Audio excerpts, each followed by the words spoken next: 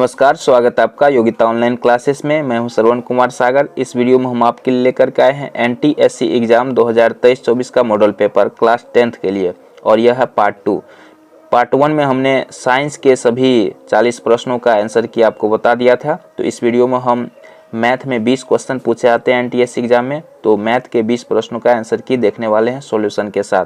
तो चलिए वीडियो को शुरू करते हैं। अगर आपने अभी तक पार्ट 1 नहीं देखा है तो आप नीचे दिए गए डिस्क्रिप्शन में से पार्ट 1 को देख सकते हैं, और चैनल पर नहीं तो सब्सक्राइब कर सकते हैं। चलिए वीडियो को स्टार्ट कर देते हैं। पहला क्वेश्चन देखिए यहाँ पर है, अंग्रेजी में भी दिया रहता है, तो आप अगर अंग्रेजी में समझते हैं तो अंग्रेजी में समझ सकते हैं, हिंदी में आपको अच्छा लगता है तो आप हिंदी में समझ सकते हैं। दोनों लैंग्वेज में क्वेश्चन में दिया रहता है।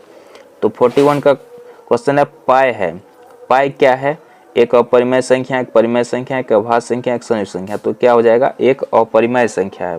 ठीक है, पाई का मान क्या होता है? 22/7, या होता है 3.14। अगर इसको भाग देते रहेंगे तो ये कभी कटता नहीं है। ठीक है, इसमें और भी संख्या आता है, इसका मान अभी तक पूरा नहीं निकाला जा सका है, तो बहुत बड़ा मान होता है और ये कटता नहीं है, तो इसलिए क्या हो जाएगा? एक अपरिमेय संख्या। इस तरह से क्वेश्चन नंबर 42 में है, पी एक्स बराबर x² - 3x - 4 का मान x बराबर -1 पर है। तो यहाँ पे कह रहा है कि x के जगह -1 रखेंगे तो इसका मान क्या होगा? तो x के जगह -1 रख के देखिए, तो -1 का स्क्वायर फिर -3 इंटू क्या हो जाएगा? x के जगह -1 रखना है, अब फिर क्या है? -4। इसको सॉल्व कीजिए, -1 का स्क्वायर करते हैं 1 हो जाएगा, यहाँ माइनस माइनस क्या हो जाएगा? प्लस 3 इंटू 1 3 हो जाएगा -4, यानी कि ये हो जाएगा 3 1 4, 4 - 4 इज इक्वल टू 0। क्या निकला? इसका मान 0 निकला। तो इस तरह के काफ़ी आसान सा प्रश्न एनटीएससी एग्जाम में पूछा जाता है। अगर आप ठीक से मैथ बनाना जानते हैं तो कोई दिक्कत आपको नहीं होने वाली है। चलिए क्वेश्चन नंबर 43 देखते हैं। यहाँ पे एक समीकरण दिया हुआ है, ठीक है, और इस समीकरण इस टाइप के सवाल को कैसे हल करना है? ऑप्शन से। तो यहाँ ऑप्शन में जो दिया गया मान है इसको रखेंगे सवाल में, और जिसका बराबर पुर जाएगा तो वही हमारा आंसर हो जाएगा। तो पहला समीकरण देखिए, इसमें रखते हैं। यहाँ पे x बराबर क्या लेना है? a, तो ये हो गया a/a प्लस फिर y बराबर b लेना है, तो ये हो जाएगा b/b बराबर क्या है?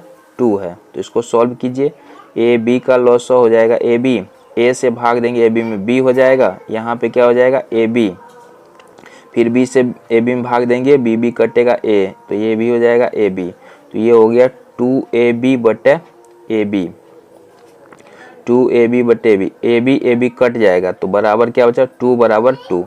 तो इसका देखिए बराबर पुर रहा है ना, तो ये नीचे वाला समीकरण में भी इसी तरह से इसका मान रख के चेक कर लेंगे, तो आसानी से इसको बना सकते हैं। तो इस तरह से मान रख के इस टाइप के सवाल को आपको सॉल्व करना, तो ऑप्शन ए इसका राइट आंसर हो जाएगा। चलिए अगला क्वेश्चन लेते हैं।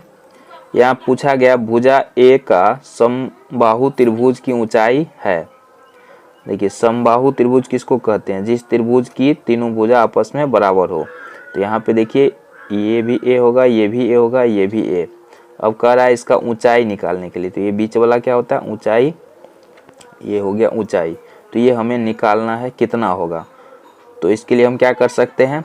तो ये हमें ये एक 90 डिग्री का कोण बन जाएगा, समकोण त्रिभुज। इतना दूर का देखेंगे तो यहाँ देखिए ये भुजा पूरा ए है, तो इतना ही दूर लेंगे, आधा दूर, तो क्या हो जाएगा? a/2। तो अब हमें ये निकालना है ऊंचाई। तो आप जानते हैं समकोण त्रिभुज में क्या होता है? ऊंचाई बराबर क्या होता है? या इसमें बड़ा भुजा कर्ण हो गया, ये हो गया लंब, ठीक है, ये हो गया आधार। तो लंब बराबर क्या होता है? कर्ण स्क्वायर माइनस आधार स्क्वायर। तो कर्ण कितना है? a², आधार कितना है? a/2 का स्क्वायर। इस पे लगा देते हैं अंदर रूट, ठीक है, तो ये हो जाएगा a² माइनस हो जाएगा a²/4। चलिए यहाँ पे इसको सोल्व कर देते हैं। a² यहाँ पे है कितना था? a²/4। तो ये इसको सोल्व करेंगे 4 इंटू, तो 4a² माइनस a² कितना है? 4। तो इस तरह से इसको सॉल्व करेंगे तो यहाँ पे हो जाएगा, इसका सही आंसर निकल करके आ जाएगा हमारा ऑप्शन 3। ठीक है, इसे आपको सॉल्व करना है। चलिए अगला क्वेश्चन लेते हैं। क्वेश्चन नंबर 45 लेते हैं। Sec theta plus tan theta बराबर एम, तो sec theta minus tan theta बराबर एन, तो एम एन का यहाँ मान निकालना है। तो यहाँ पे देखिए इसको क्या कर सकते हैं, चलिए यहाँ पे इसको क्या कर सकते हैं कि देखिए लेफ्ट साइड वाला जो है उसको अलग मल्टीप्लाई कर लेते हैं और राइट साइड वाला को अलग कर लेते हैं। तो यहाँ पे हो जाएगा सेक थीटा, अब प्लस हो जाएगा टेन थीटा, इंटू कर लेते हैं इसमें सेक थीटा, यहाँ पे बताना माइनस टेन थीटा। इसको अगर आप पढ़े होंगे त्रिकोणमिति तो बना सकते हैं। और राइट साइड में क्या है एम इंटू एन, इसको सॉल्व करते हैं, आपको बता देते हैं। सेक ये देखिए A plus B into A minus B सूत्र पे है, तो A square minus B square हो जाएगा, तो sec square theta minus tan square theta हो जाएगा, और sec square theta minus tan square theta बराबर क्या हो जाता है, एक हो जाता है। ठीक है, तो एम एन का मान कितना निकलेगा, एक। तो ऐसे करके आपको सॉल्व करना है तो हो जाएगा। ठीक है, तो कितना नंबर ऑप्शन में है, ऑप्शन नंबर 2 में है। यहाँ पे पूछा है कि यदि काफ़ी इजी प्रश्न पूछे जाते हैं, पहली 10 विषम प्राकृतिक संख्याओं का माध्य, विषम संख्या तो क्या हो जाएगा, माध्य बराबर क्या होता है, सभी संख्याओं का योग बटा कुल संख्या। तो यहाँ पे विषम संख्या 1 3 5 7 9 ऐसे करके 10 संख्या लेना है। तो 1 2 3 4 5 हुआ भी, तो और ले लेना है, 11 ले लेना है, 13 ले लेना है, 15 ले लेना है, 17 इस तरह से, और उसमें 10 से भाग दे देना है। ठीक है, तो ये हो जाएगा इस तरह से। तो इसका सही आंसर क्या निकल के आएगा, ऑप्शन 2। आप इसको बना करके देख लीजिएगा, थोड़ा सा आपको हिंट्स देते हैं।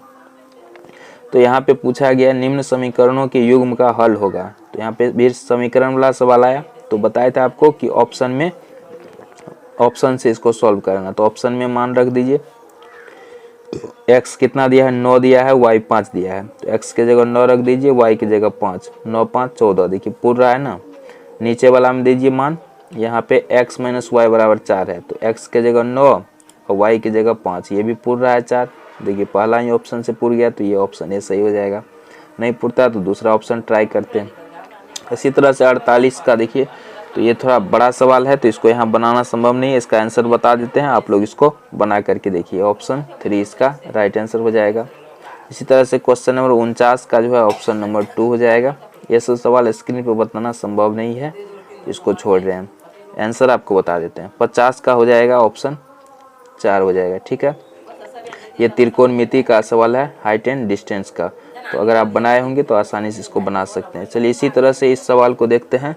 तो यहाँ पे देखिए चित्र में कोण PBA का मान पूछा, PBA देखिए ये क्या है, एक समबाहु त्रिभुज है। तो यहाँ पे ये कोण 60 डिग्री है, तो ये भी क्या हो जाएगा, 60 डिग्री हो जाएगा। तो ऑप्शन ए इसका सही आंसर हो जाएगा। इसी तरह से अगला सवाल लेते हैं, क्वेश्चन नंबर 52 देखिए, तो ये इसका सही आंसर आपको बता देते हैं, ऑप्शन 4 हो जाएगा। बड़ा सवाल है तो इसको छोड़ देते हैं, यहाँ नहीं बनेगा। यहाँ पे देखिए अगला क्वेश्चन 53 का, एक वर्ग एक वृत्त को परिगत करता है, वर्ग की भुजा 14 सेंटीमीटर है, वृत्त की परिगत नहीं है, ऐसा वर्ग के अंश का क्षेत्रफल है। देखिए ये जो रंगा हुआ भाग है इसका पूछ रहा है क्षेत्रफल। तो रंगा हुआ भाग का क्षेत्रफल कैसे निकलेगा, पूरे वर्ग का क्षेत्रफल निकाल के उसमें से वृत्त का क्षेत्रफल को घटा देंगे तो निकल जाएगा। तो वर्ग का क्षेत्रफल क्या होता है, भुजा गुना भुजा। ठीक है, अब वृत्त का क्षेत्रफल होता है pi r square, pi r square. तो आर इसका कितना हो जाएगा, ये तो व्यास हुआ पूरा 14 सेंटीमीटर, तो त्रिज्या हो जाएगा 7, आधा होता है तो कट जाएगा। तो ये हो गया 14 गुना 14 196, घटा हो जाएगा 22 7 154, कितना निकलेगा, घटा देंगे तो इसका सही आंसर निकल जाएगा 42। ठीक है, यहाँ पे 42 लगा देते हैं। इसी तरह से अगला सवाल है 5 सेंटीमीटर त्रिज्या वाले। चलिए बहुत बड़ा सवाल है, तो इसको यहाँ पे हम आंसर बता देते हैं आपको। इसका सही आंसर हो जाएगा ऑप्शन 1 20 सेंटीमीटर। ठीक है, चलिए अगला सवाल लेते हैं, क्वेश्चन नंबर 55। यहाँ पूछा गया 2000 में एक ही साथ जन्म लेने के लिए जन्म तिथि एक होने के लिए प्रायिकता। ठीक है, प्रोबेबिलिटी से पूछा गया, प्रायिकता से। तो प्रायिकता आप जानते हैं, तो यहाँ पे क्या हो जाएगा 2000 ईस्वी, 2000 ईस्वी लीप ईयर है क्या। लीप ईयर कैसे जानते हैं, किसी सन में 4 से भाग देते हैं और वो पूरा कट जाता है तो लीप ईयर होता है। लेकिन यहाँ पे 2000 क्या है, शताब्दी वर्ष है। तो शताब्दी वर्ष को लीप ईयर बनाने के लिए क्या करते हैं, है कि नहीं, तो उसमें 400 से भाग देना पड़ता है, कट जाता है तो लीप ईयर होता है। 4 पंचे 20, तो ये लीप ईयर है। और लीप ईयर में क्या होता है, 366 दिन होता है, और दोनों का जन्म तिथि एक ही दिन है, तो 1 क्या हो जाएगा 366। तो ये सही आंसर क्या हो जाएगा, ऑप्शन 4 में है। तो ऐसे करके काफ़ी इजी प्रश्न पूछा गया, आप आसानी से बना सकते हैं। यहाँ पे देखिए समीकरण है, तो यहाँ पे पूछा गया 3x + y = 10, तो y = 4 दिया है, तो x का मान हमें निकालना है। तो निकालिए इसको, 3x, यहाँ y का मान दे दिया है 4, तो y की जगह हम 4 रख देंगे, बराबर दिया है 10।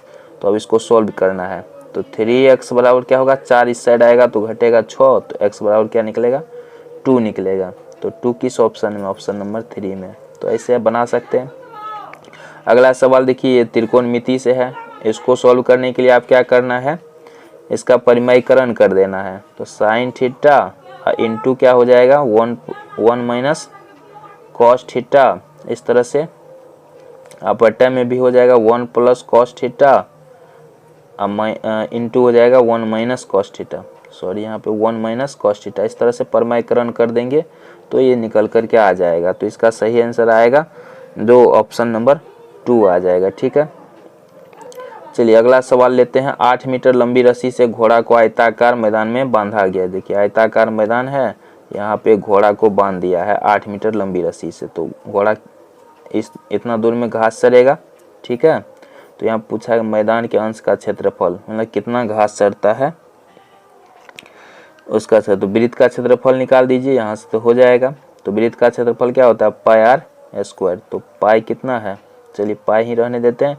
और r कितना है, 8, तो 8 का स्क्वायर ठेठी 64 पाई हो जाएगा। ठीक है, तो ऐसे बना सकते हैं, काफ़ी इजी प्रश्न है। चलिए 59 नंबर सवाल बड़ा है, इसको छोड़ देते हैं, आंसर बता देते हैं आपको, बनाइएगा। इसका ऑप्शन 3 हो जाएगा। चलिए इसी तरह से अगला सवाल लेते हैं। यदि किसी वृत्त का परिमाप तथा क्षेत्रफल बराबर है तो वृत्त का व्यास, देखिए परिमाप क्या होता है, वृत्त का परिमाप होता है 2πr और क्षेत्रफल होता है πr², दोनों है बराबर, बराबर का चिन्ह दे दिए हैं। तो वृत्त का व्यास निकालना है। तो यहाँ पे ये हो गया पाई और पाई कट गया, यहाँ 2 बार है, 1 बार कट गया, तो ये बचा इधर 2, इधर बच गया r, यानी r का मान निकला 2। पूछा क्या है d बराबर क्या होता है 2r, r का मान 2 है, 2 दूना 4, तो 4 इकाई इसका सही आंसर हो जाएगा। तो इस तरह से आपने मैथ के सभी प्रश्नों को देखा, सोशल साइंस का भी प्रश्न का आंसर की लेके आएंगे।